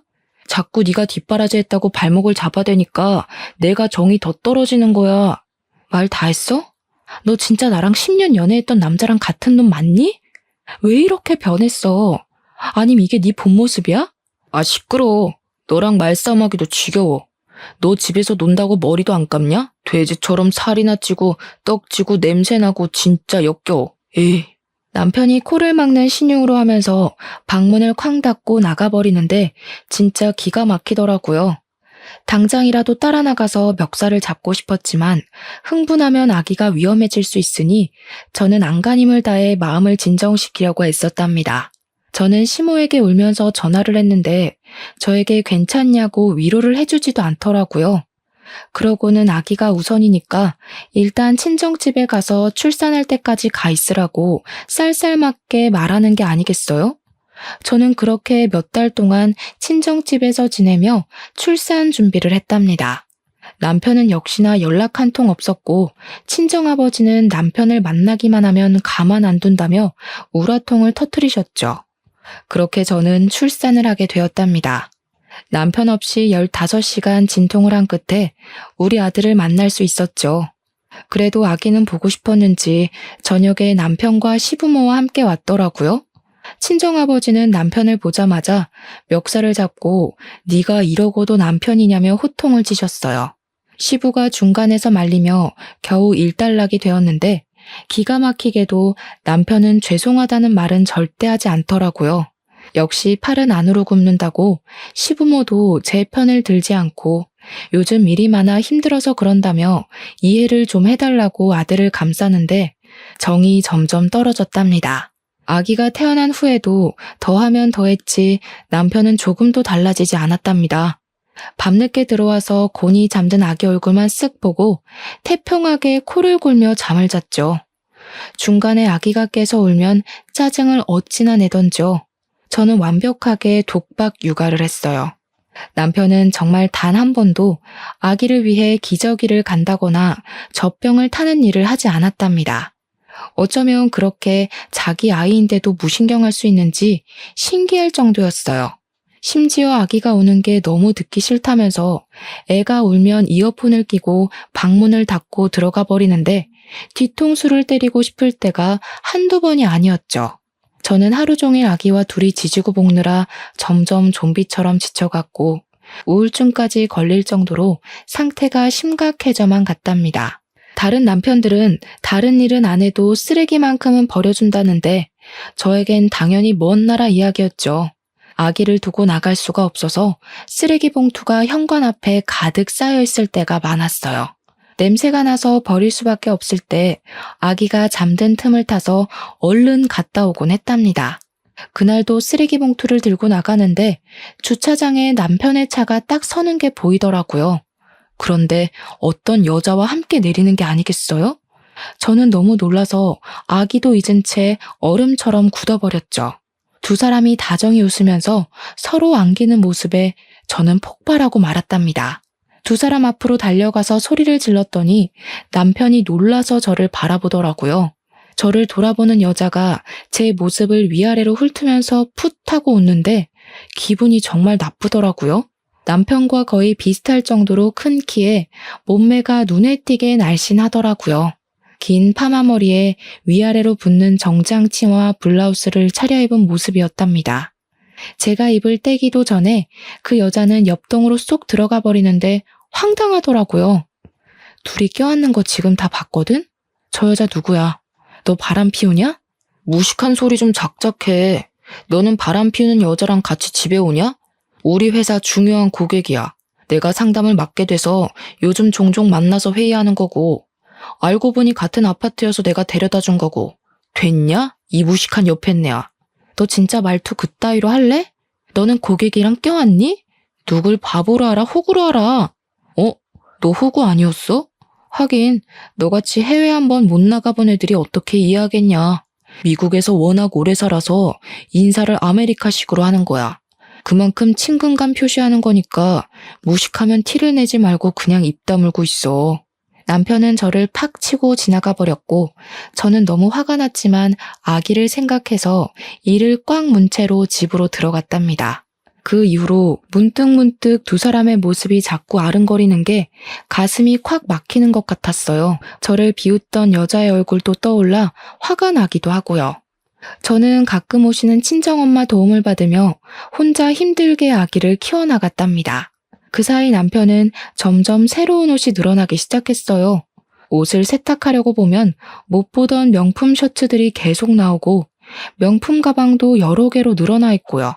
심지어 손목엔 값이 꽤 나가는 명품 시계까지 차고 있더라고요. 어디서 났냐고 물어보면 이렇게 하고 다녀야 더 수준 높은 고객을 만날 수 있는 거라면서 다 사회생활 하는 거니까 신경 끄라고만 대꾸했죠. 남편이 얼마나 잘 꾸미고 다니는지 10년 전에 연애하기 전보다 어려 보이더라고요. 저는 머리도 못 감고 티셔츠는 며칠째 같은 걸 입고 살고 있는데 말이죠. 그렇게 뭘 끊임없이 사다 나르면서도 아기 손수건 한 장 안 사오는데 진짜 학을 뗐답니다. 아기가 태어난 후로는 남편은 집에선 밥 안 먹은 지도 오래돼서 저는 혼자 먹을 국만 한 솥 끓여놓고 매일 국에 밥만 말아 먹으며 지냈는데요. 남편은 밖에서 매일 뭘 먹고 다니는지 얼굴에 윤기가 반지르르 해서 다니는데 어찌나 꼴 보기가 싫었는지 모른답니다. 어느 날은 차 키가 바뀌어 있길래 설마 하고 물어보니 차도 아주 비싼 외제차로 바꿨더라고요. 이 모든 일을 저에겐 한마디도 하지 않고 버리는데 매달 주는 생활비도 점점 적게 주기 시작하더라고요. 저는 말하기가 치사해서 웬만한 아기용품은 제가 모아둔 돈에서 사고는 했답니다. 어느 날 오랜만에 시모가 전화를 해서는 반찬을 좀 했다고 주러 온다고 하더라고요. 시모가 오겠다는 시간이 지나도 연락이 없어서 저는 시모를 기다릴 겸 아기와 산책도 할 겸 유모차를 끌고 단지 앞을 한 바퀴 돌고 있었어요. 거의 집 앞에 다 왔을 때 시모가 옆동에서 나오는 걸 보게 되었죠. 어머니, 왜 거기서 나오세요? 오랜만에 오셔서 헷갈리셨어요? 거기는 옆동이에요. 아니, 여기에 내 친구가 살아서 잠깐 수다 좀 떤다는 게. 근데 너는 왜 나와 있니? 어머니 기다리면서 아기랑 한 바퀴 돌았어요. 너무 집에만 있어서 바람 좀 쐬고 싶어서요. 근데 반찬 가지고 오신다면서 빈손이시네요? 시모는 깜짝 놀라면서 다시 옆동으로 들어가셨죠. 저는 현관 앞에 서서 바라보다가 엘리베이터가 12층에 서는 것을 보았답니다. 그러자 시모가 묵직한 쇼핑백을 들고 내려왔더라고요. 그렇게 집으로 함께 들어온 시모는 집안을 샅샅이 훑기 시작하더라고요. 저는 영문을 몰라 그냥 지켜보고만 있었답니다. 여기 먼지 좀 봐라. 너는 집에 하루 종일 있으면서 청소도 안 하니? 식탁에 이거 국 말라붙은 자국하며 집이 아주 돼지우리가 따로 없네. 아기 입으로 먼지 다 들어간다는 생각도 안 해? 저 혼자 아기 보느라 밥 먹을 시간도 없어요. 잠투정이 심해서 계속 안고 있어야 되고요. 청소할 시간이 어디 있겠어요. 어머니 아들은 집에 새벽에 들어와서 옷만 갈아입고 나가요. 애 얼굴도 안 보고요. 야, 누구네 안 키워봤어? 나 애 둘 키우면서도 농사도 짓고 살림 다 했다. 지금은 빨래도 세탁기가 해줘. 청소도 청소기 돌리면 끝인데 힘들긴 뭐가 힘들어? 애 하나 키우면서 유세는. 네 남편은 돈 버느라 하루 종일 뛰어다니는데 돈을 버는 건지 안 버는 건지 생활비도 점점 안 주는데 제가 어떻게 알겠어요? 도대체 밖에서 뭘 하고 다니는 건지 저도 궁금해 죽겠어요. 내 아들 힘들게 일하는데 생활비 적게 준다고 바가지 긁기만 해봐. 그리고 너 옷고락서니가 그게 뭐니? 네 남편이 너 그런 모습 보면 정 떨어질 만하다. 남편이 회계사면 너도 그 수준에 좀 맞게 하고 다녀야 남편 기가 살 거 아니야. 시모를 오랜만에 만난다고 반가운 마음이 들었던 것도 잠시였네요. 시모는 예전보다 더 쌀쌀맞고 못되게 저를 대하더라고요. 저는 남편보다 더 변해버린 시모의 태도에 더욱 상처를 많이 받았답니다. 그 이후로 남편은 더 이상해지기 시작했어요. 어느 날은 치킨까지 사들고 와서 아기 키우는데 고생이 많다는 말까지 하면서 기분이 좋아 보이더니 또 어느 날은 평소와 다르게 일찍 들어와서 애 우는 소리 때문에 미치겠다는 둥 짜증난다면서 아기 욕조를 발로 차버리는 날도 있었죠. 어느 날은 눈도 벌겋게 충혈되고 다크서클이 심한 얼굴로 저에게 대뜸 돈을 요구하는 게 아니겠어요? 이번 달 생활비 준 거 있지? 그거 남은 거 있으면 다시 보내봐. 아니다. 모아놓은 돈 좀 없어? 참나. 누가 들으면 생활비를 500은 줬는지 알겠네. 꼴랑 100만 원 줘놓고는 그걸 다시 달라고? 이미 다 쓰고 돈 없어서 친정엄마한테 빌려 쓰고 있어 이 화상아. 집구석에 처박혀 있으면서 벌써 그 돈을 다 썼어? 나 없을 때 맨날 뭔 짓을 하냐? 그럼 장모님이 빌려준 돈이라도 줘봐. 지금 당장 급해서 그래. 너 도대체 월급을 얼마나 받아? 너는 지금껏 나한테 월급도 제대로 말해준 적이 없어. 그 돈 다 어디다 쓰고 나한테 돈을 달라고 할 수가 있어? 넌 입만 열면 그놈의 잔소리. 잔소리 때문에 내가 너랑 말을 하기가 싫은 거야. 남편이 돈 좀 달라고 하면 급한 일이 있구나 하고 넘겨주면 될 일이지. 재수없어 진짜. 너 진짜 어디 나사가 빠진 것 같아. 너 요즘 진짜 제정신 아니야. 너 정신 차리려면 그런 것 같다. 이제 네 꼴 보기도 싫으니까 어디 혼자 잘 살아봐. 저는 화가 머리끝까지 나서 아기와 함께 친정으로 가버렸답니다.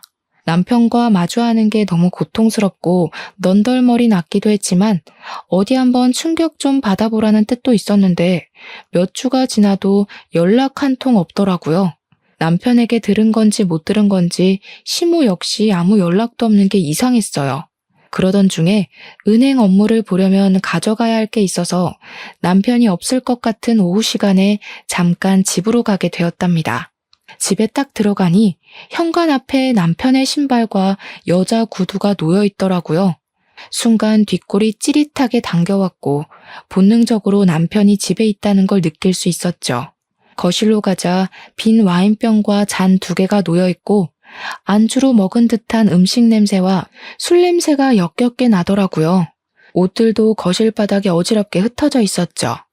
저는 조심스럽게 살짝 열려진 안방 방문을 열어보았답니다. 남편과 어떤 여자가 침대에서 자고 있더라고요. 저는 쇠망치로 머리를 세게 내려치는 것 같은 충격을 받아 억소리가 저절로 나왔답니다. 얼른 손으로 입을 꾹 눌렀어요. 이미 예전부터 심증이 있었던 상태였기에 증거를 잡아야 한다는 생각이 빠르게 스쳤답니다. 저는 곧바로 핸드폰으로 비디오를 찍었죠. 이젠 어떻게 행동해야 할지 정신을 가다듬으려고 노력하는데 마침 옷방에 걸쳐놓은 남편 양복에서 삐져나와 있는 핸드폰을 발견했습니다. 무슨 알림이 이렇게 많이 오는지 화면이 계속 깜빡이더라고요. 저는 핸드폰을 확인해 보았답니다. 어디로 입금하라는 메시지가 수도 없이 와 있고 전화도 몇십 통이 와 있더라고요.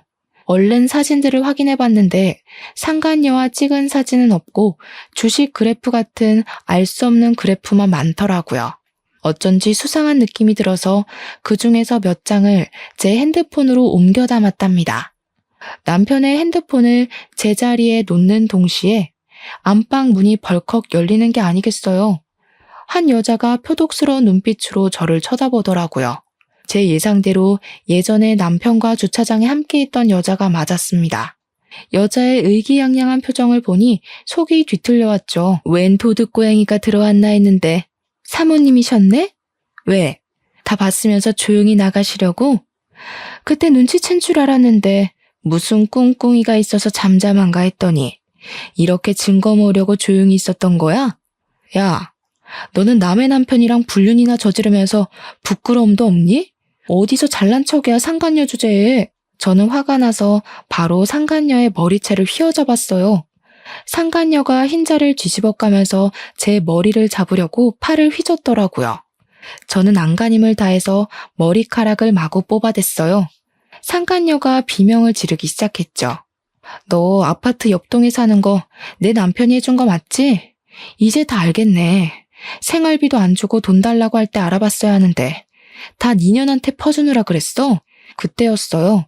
갑자기 눈앞에 별이 번쩍했는데 정신을 차려보니 제가 식탁까지 날아가 있었죠.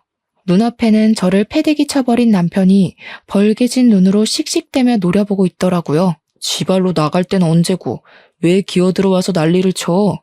감히 누구 머리채를 잡아? 니까짓 게. 야, 당장 나가. 너랑은 끝이야. 이혼 서류 보낼 테니까 도장 찍어 보내. 남편은 제 멱살을 잡고 현관까지 질질 끌고 갔답니다. 저는 버텨보려고 악을 쓰며 남편을 핥히고 방방 뛰었지만 황망하게도 아파트 복도까지 끌려나갔고 문이 쾅 닫히더라고요. 문이 닫히는 순간에 저를 비웃던 그 상간녀의 얼굴을 지금까지도 잊을 수가 없네요. 배신감과 수치심이 몸이 사시나무 떨듯이 떨려오더라고요. 저는 이를 악물고 시댁으로 향했죠. 저를 본 시모가 깜짝 놀라더라고요. 어머니, 지금 그 작자가 뭘 하고 있는 줄 아세요? 제가 지금 그 인간이 다른 여자랑 침대에서 자고 있는 걸 봤어요. 싹싹 빌어도 모자랄 판에 저한테 이혼하자네요. 저도 저런 개차반이랑 더 이상은 살 미련이 없지만 너무 억울해서 어머니한테 왔어요. 결국 이 사달이 났구나. 일단 좀 진정을 해라. 너한테는 미안하지만 네 남편이 그 여자 아니면 죽겠다는데 어쩌겠니? 사실 여자 사귀어 본 게 네가 처음이었으니 더 잘난 여자들도 많다는 걸 이제 한 걸 어쩌겠어? 네? 뭐라고요? 그럼 어머님도 알고 계셨다는 거예요? 제가 안 그래도 확인하려고 왔어요. 저번에 옆동 가셨던 거, 그 상간녀 집에 간 거 맞죠? 도대체 언제부터 아신 거예요? 손주 보기 부끄럽지도 않으세요? 자식이기는 부모 있니? 그 여자랑 안 살면 죽어버린다는데 어떻게 그럼?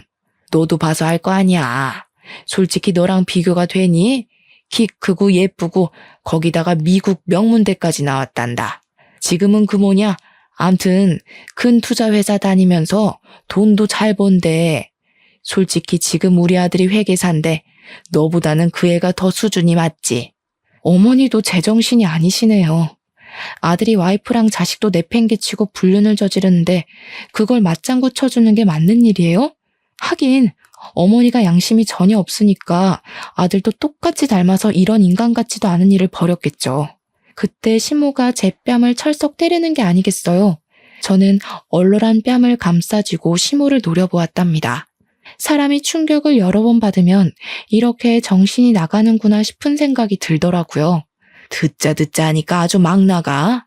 네 본 모습을 보니까 빨리 헤어지게 하고 그 애한테 새 장가 보내야겠다. 네 수준에 회계사 남편 뒀으면 감사합니다 하고 수발이나 잘 될 것이지. 남편 바가지나 긁어대고 막말이나 해대고 뭔 의리를 지키겠다고 이런 급 안 맞는 애랑 결혼까지 시켰는지 내가 후회 막심이야 아주. 우리 아들 발목 잡지 말고 당장 갈라서. 제가 계속 노려보자 시모가 다시 한번 손을 올리더라고요. 저는 시모의 손목을 힘껏 잡아 비틀어 내렸어요. 시모가 아프다며 소리를 빽 지르더라고요. 저한테 이렇게 하신 거 꼭 후회하는 날이 올 거예요. 하나뿐인 손자 얼굴도 다시는 못 보실 테니 부디 그 여자한테서 손녀, 손자 많이 얻길 바랄게요. 저는 시모의 손목을 팍 던져버리고 시댁을 나왔답니다. 울지 않으려고 이를 악물었지만 어느새 눈물이 줄줄 흐르고 있더라고요. 정처 없이 걸어가는 내내 남편을 처음 만난 순간부터 지금까지의 일들이 단편 영화처럼 차르륵 머릿속을 지나갔답니다. 이런 결말을 맞이하려고 그렇게 아낌없이 사랑했나 싶은 마음에 나 자신이 정말 바보 같을 뿐이었죠. 그렇게 며칠이 흐를 동안 어떻게 해야 할지 무수히 고민을 했답니다. 일단은 상간녀를 만나 얘기를 하던 싸움을 하던 해서 그 내용을 녹음을 해두자는 생각이 들었죠.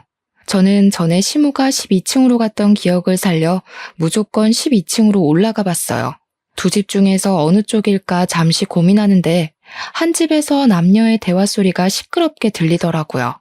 저는 그 집 현관문에 귀를 대고 들어보았는데 상간녀의 목소리가 똑똑히 들려왔답니다. 이제 거의 다 턴 것 같지? 더는 돈 나올 구멍이 없는 것 같은데 보증 몇 개만 더 할까? 정확하게 무슨 내용인지는 알 수 없었지만 여자의 육감은 무섭다고 촉이 대충 오더라고요. 저는 조용히 친정집으로 돌아와서 그 여자 신상에 대해서 알아보기 시작했답니다. 남편이 자기 회사 고객이라고 했던 말이 떠올라서 남편이 일하는 회계 사무실로 전화를 걸어 슬쩍 물어봤죠. 남편 이름을 대고 와이프라고 하자 전화를 받은 직원 목소리가 바로 쌀쌀맞아지더라고요. 남편이 담당하는 고객은 딱 한 명뿐이라고 하길래 제가 대충 상간녀의 인상착의를 말하며 아는 척을 하자 별 의심 없이 여자의 이름과 투자회사 이름을 알려줬답니다. 인터넷 검색을 해보니 투자회사 이름으로 된 사이트가 나오긴 하더라고요. 사이트를 보는데 주식 그래프 같은 게 있고 거기에 있는 로고가 낯이 익었답니다. 혹시나 하고 남편의 핸드폰에서 옮겨온 사진을 보니 같은 로고였고 그 로고 이름으로 투자 앱이 있는 걸 알게 되었죠. 무슨 앱인지 정보를 찾아보니 놀랍게도 사설 도박 사이트였어요. 주식 투자를 가장했지만 사실은 도박이었고 남편은 여기에 빠져 있는 걸로 보였죠. 불륜에 이어 도박까지 하다니 남편을 떠나 아이 아빠의 자격이 전혀 없는 사람이고 이런 아빠는 없는 편이 나은 것은 확실했죠. 순간 친가 쪽 사촌 오빠가 경찰이었기 때문에 가족들에게 문제가 생기면 종종 도움을 받았던 게 기억이 나더라고요.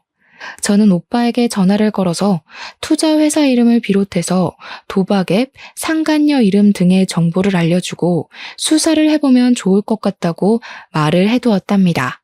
남편은 메일을 전화해서 이혼을 요구하더라고요.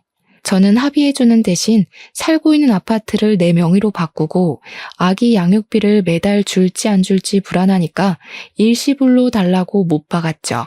상간녀와 얼마나 살고 싶으면 바로 좋다고 하더라고요. 시부모도 얼마나 이혼하기를 바랬던지 시부모 집을 담보로 대출을 받아서 제가 말한 양육비를 일시불로 입금했답니다. 저는 그렇게 남편과 합의 이혼 서류를 제출하고 3개월의 숙려 기간을 기다려야 했는데요. 드디어 이혼 확정이 되었다고 연락이 왔고 마지막으로 남편을 법원에서 만나게 되었답니다. 오랜만에 만난 남편은 얼굴은 여전히 피곤해 절고 눈은 벌겋더라고요. 드디어 이혼해서 기분 좋겠네? 아직도 상간녀랑은 잘 지내고? 이제 남남인데 신경 끄셔.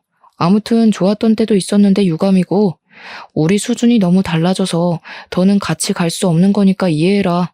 아기 잘 키우고. 개소리 그만 짓거리고 네 아기 아니니까 너나 신경 꺼. 잠깐 중요한 메시지가 왔네. 어머, 넌 아직 소식 못 들었어? 네 애인 경찰한테 잡혀갔다는데? 전 남편은 영문을 모르는 눈으로 저를 바라보더라고요. 그 꼴을 보니 웃음이 저절로 나서 그 앞에서 깔깔 웃어버렸네요. 전 남편은 저를 미친 사람 보듯 하다가 계속 상간녀에게 전화를 걸더라고요. 경찰서에 있다니까 전화를 받겠니? 너처럼 무식한 게 회계사라고 꼴값 할 때부터 알아봤지. 네 사무실에서 너 꼴통으로 유명하다며? 이런 걸 남편이라고 산 내가 불쌍하다. 그 여자 걱정하지 말고 그 여자한테 맡긴 네 돈이나 걱정해. 그 여자가 돈 불려준다고 돈 가져갔지? 그걸 네가 어떻게 알아? 내 돈 걱정하라니 그게 무슨 말이야? 네가 한다는 그 투자 앱이 도박 사이트랑 똑같다는 거 눈치도 못 챘냐? 그게 진짜 투자면 넌 왜 밤새 가면서 홀짝 도박을 하고 있는데? 그 여자가 도박업체 운영하는 대단하신 분이란다. 너처럼 갓 전문직 돼서 정신 못 차리는 바보들한테 상담한다고 접근해서 투자 권유하는 척하면서 도박판으로 끌어들이는 거란다. 너 개털 됐어. 어떡하니? 이 거지 같은 게 무슨 말도 안 되는 소리를 하고 있어. 그런 말도 안 되는 얘기 짓거리면서 그렇게 나를 붙잡고 싶냐? 내가 투자한 돈이 자그마치 5억이야. 어제만 해도 내가 10억으로 불어난 걸 확인했는데 재수없게 그딴 소리를 해? 전 남편은 얼굴이 백지장처럼 하얘져서 저한테 바락바락 악을 쓰더라고요. 저는 전 남편을 비웃으며 차근차근 말을 이어나갔죠. 그 10억이 은행에 들어있는 거 아니잖아. 네 애인 투자 회사에서 보여주는 잔고잖아. 그 정도 조작은 나도 하겠다. 아, 맞다. 네가 내준 아파트 보증금도 이미 다 털어먹었단다. 남편은 손을 부들부들 떨면서 털썩 주저앉아 버리더라고요. 아, 그리고 회사에서 연락 안 왔어? 너 계약 해지됐을 텐데. 여러모로 잘 해결해봐. 저는 입을 벌리고 멍하게 앉아있는 남편을 미련 없이 등지고 돌아섰답니다. 상간녀가 남편이 이혼을 한다는 걸 알고 그 전에 아파트 보증금까지 정리해서 아파트를 나가려고 할 때 경찰이 급습해서 체포를 하게 된 것이었는데요. 제가 상간녀의 거주지를 이미 경찰에게 알려줬기 때문에 쉽게 잡을 수 있었던 거였죠. 거기다 이미 3개월 전부터 제가 준 정보를 바탕으로 수사를 시작했기에 그 도박 사이트에서 피해를 입은 수많은 피해자들을 찾을 수 있었고 증거도 넘쳐났다고 하더라고요. 경찰인 사촌 오빠 말로는 상간녀가 이미 사기 혐의로 전과가 있는 데다가 이번엔 규모가 큰 도박과 사기 혐의로 체포된 거라 형량이 높을 거라고 기띔해 주었답니다. 사실 저는 이혼 확정 받을 날만을 기다리고 있었거든요. 법원에 가는 날이 정해지자 그 전날에 전 남편의 회사 대표에서 전 남편이 고객과 사적으로 관계를 맺고 도박까지 했다는 증거들을 메일로 보냈답니다. 처음에 고용계약서를 작성할 때 도박을 비롯한 위법 행위를 할 경우에는 계약 해지된다는 내용이 있다는 걸 알고 있었거든요. 제 생각대로 며칠 후에 남편이 회사에서 잘렸다는 소식을 들을 수 있었답니다. 저는 아기와 친정집에서 친정 부모님과 함께 지내면서 점차 안정을 찾아갔죠. 정신없이 육아를 하느라 어느새 1년이 훌쩍 지나가 버렸는데요. 어느 날 저녁에 일을 보고 친정집 아파트로 돌아오는데 현관 앞에서 쪼그리고 있는 사람 모습이 보이더라고요. 술에 취한 사람인 것 같아 슬쩍 피해서 집에 들어가려는데 얼굴을 보니 전 남편인 거예요. 1년 사이에 완전히 다른 사람이 되어 있었는데 옷도 안 빨아입었는지 더럽고 행색이 초라하더라고요. 술을 먹었는지 야윈 얼굴이 보기 싫게 벌개져 있었답니다. 그동안 잘 지냈지? 내가 우리 아기 볼 면목이 없어서 맨날 이 앞에서만 기웃거리다가 오늘 용기 내서 찾아왔다. 우리 아들 얼굴 한 번만 보면 안 될까? 누가 네 아들이야? 이혼할 때는 친권도 옳다구나 하고 냅다 버린 게 누군데? 여기가 어디라고 술을 처먹고 와? 너 내가 아직도 우습니? 전 남편은 갑자기 무릎을 꿇더니 제 다리를 잡고 늘어지는 게 아니겠어요?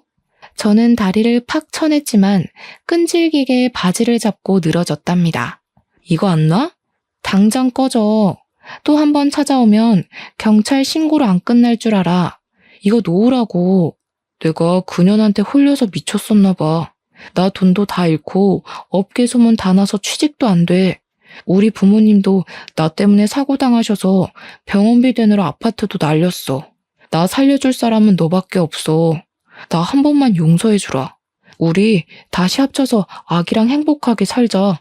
우리 아들 아빠 없는 애로 키울 셈이야. 들어보니 전 남편은 상간녀가 사기를 쳤고 결국 감옥에 갔다는 걸 믿을 수가 없어서 사방팔방으로 알아봤다고 해요. 10억이 들었다는 잔고 역시 거짓이었고 심지어 상간녀가 체포되기 며칠 전에는 상간녀의 소개로 대부업체에서까지 억대의 돈을 빌려 그대로 그 여자 손에 넘겨주었답니다. 거의 7억이나 되는 돈을 날린 셈이더라고요. 상간녀가 진짜 자기와 특별한 관계라고 끝까지 믿었었는지 감옥에 거의 매일을 가서 만나보려고 했지만 상간녀가 면회를 거절한 건 당연했죠. 전 남편 말고도 피해자가 줄줄이 나왔지만 이미 상간녀는 돈을 다 빼돌리고 감옥에 간 거라 돈을 돌려받긴 힘들었답니다.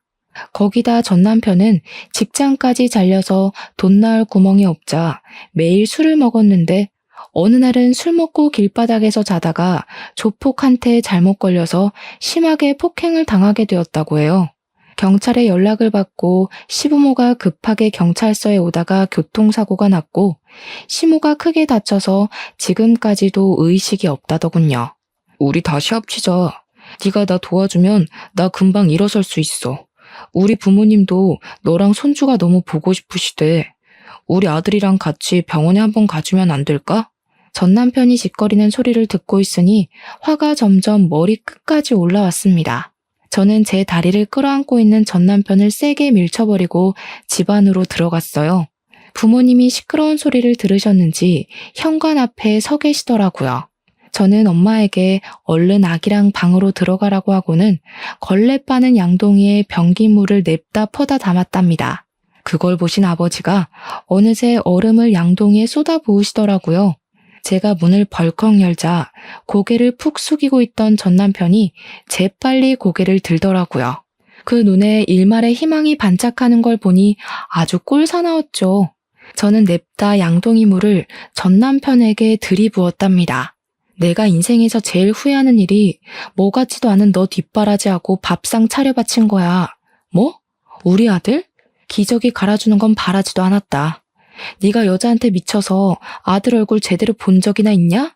한 번 안아본 적도 없는 게 어디서 우리 아들이래? 내 인생에 다신 나타나지 마. 여보, 제발 예정을 생각해서 우리 아들 얼굴이라도 보여줘. 그럼 나 염치 없지만 5만 원만 좀 빌려주면 안 될까? 엄마 병원에 가야 되는데 차비가 없어서. 그때 친정아버지가 나오셔서 전 남편 멱살을 잡고 흔드시며 거지 새끼가 어디서 돈을 구걸하냐며 당장 꺼지라고 호통을 치셨답니다.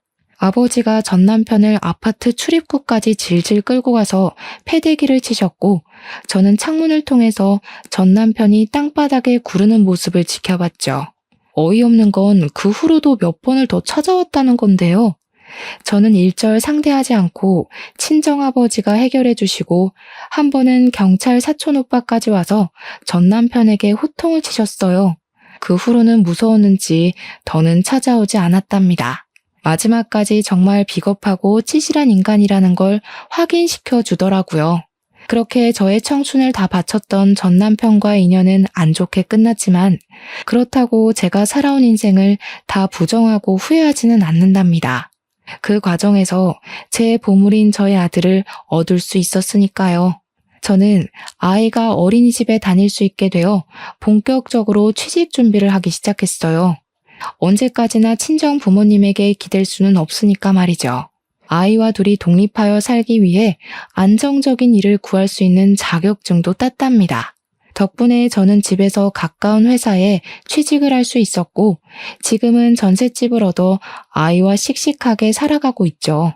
인생을 살면서 언제나 좋은 일만 있을 수도 없고 나쁜 일만 계속되지도 않는 것 같아요. 그저 매일 주어진 하루에 감사하며 충실하게 살아가려고 한답니다. 일을 힘들게 하고 돌아와서도 아이와 장난치고 꼭 안고 잠들면 모든 근심이 사라지는 것 같아요. 사연을 들으시는 분들 중에서 지금 벅차고 힘든 상황에 계시더라도 곧 지나갈 테니 조금만 더 힘내시라는 말을 전하고 싶네요. 들어주셔서 감사합니다.